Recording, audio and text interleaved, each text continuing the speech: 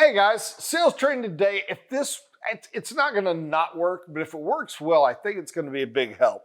So I'm going to try not to go too slow. I made some notes to try to follow.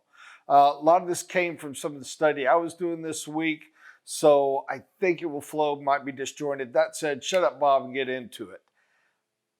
Going with the core marketing as we lead into sales. Bad ads, bad marketing is about the company. Good ads are about the client. You do an ad where, let's just use You Build It. You Build It helps people save money. We provide this. We break things into these stages. We do the, it's neat. I mean, it's better than nothing out there. Go ahead and go for it. But it isn't a good ad because it's about You Build It. It's about you. It's about what you do. It's about how you save them money. Who doesn't say that? And everything else. Why do general contractors hardly ever advertise? Because they suck at it. They all think they're great at it. They all have huge egos. So I'll tell you how amazing they are, and they don't for which is a lie. They did it. They didn't get any business. They make up a million excuses for it. But the reality is they just suck at it. Why? Because their egos are too big, and they don't know how to not make it about them. And they all say the same things. Introduce me to a general contractor that didn't have the concept of in an ad at least once saying, let our family help your family build your home. Everyone's thought it. Everyone's run it. Every neighborhood in America has heard some Yahoo get on and tout that nonsense. And guess what? That is about that guy and his. I don't want your family in my house. Keep your family out of my family. That ain't what we're here for. Just build the dang thing and do it right. Again, it's not about your company. It is about the client. People buy when they see themselves in your company. People buy what they see themselves in. If you see an ad and there's somehow they did the ad where there's a reflection of yourself in it or a reflection of who you want to be, you're drawn to that and that works. Why does a food ad that just showed the food not work as well as the food ad that shows the people enjoying the food? You can eat food. You can have food at your house. But when you see, now if you see one where people are having fun in a way you don't, that food ad didn't work for you. What is the one? TGI Fridays. I think theirs never worked for me, because it's just, that is not my style or my social scene. But I'm the weirdo. I'm the rare person. Those ads work very well for the majority. And you know, if you're sitting there watching this going, I don't like TGI, it's not the point. It is where you see yourself in it. Here, this one I want to get the note. The CEO of Apple, I can't remember his name right now, but he says people do business with people who believe what they believe. His big quote, he has a big speech right now, it's rather famous, and the core essence of it is evidently about believe and what we believe and you believe. And he says people do business with people who believe what they believe. I disagree. I don't think he's right. And who am I to talk down to the CEO of Apple? You know what? I'm me. I can talk down to where I want. In this case, I'm smarter than the CEO of Apple. If that was true, why does Walmart exist? How did that happen? And when you go to Walmart, do you see yourself in Walmart? No, but yes, because you know what you see? You see the quality you want for the value you want.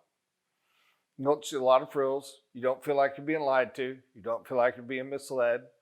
If you're a little bit more uppity, you might go to a Target, which is where my family likes to go, over a Walmart. But I mean, seriously, we were all anti-Walmart. I watched it. I've talked about this before. Small town America, we sat there and watched, and we watched Walmart come in, and we hated them. We wanted them to go away. There's got to be something to block. They're destroying the town. It's my friends own the haberdashery, and they've gone under. The women's got all gone under. It's just terrible. How are we going to stop them? And you'd be like, yeah. And I remember I was loyal, dude, because that's my core term. I wouldn't shop there. And yet somehow all these stores went under and Walmart just kept getting bigger and bigger. But all these people told me they'd never shop there either to protect the community. And then they went and shopped there. Now, what's the point I'm making? Because the fact that Walmart exists is not it.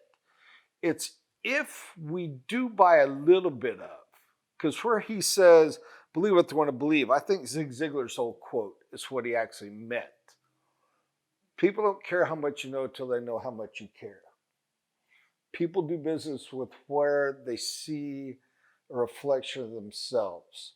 Why is that? Because it gives an essence of understanding you care. If I see some of myself in you, I feel a link, I feel a connection, and it comes right back down to how do I know what people care about? Because that is how you guide and sell them. When you're doing advertising, which we don't have to, because you have an amazing company that's paid a lot of money by me to do that for us. But when you're doing the advertising, it's by making it about them. Now, once you've got the ad, one of the purposes, and this is going to talks earlier, of our brochures, of all our marketing on the next step of the sale, once they become a lead of getting them in, is how do we help them to see their hopes, their dreams? How do we help them to see a company that matches what they like?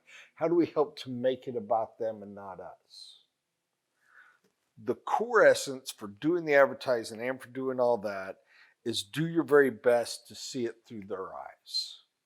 If you cannot put yourself in your client's eyes, if you cannot walk a mile in their shoes, metaphorically speaking, you're never going to make that kind of link.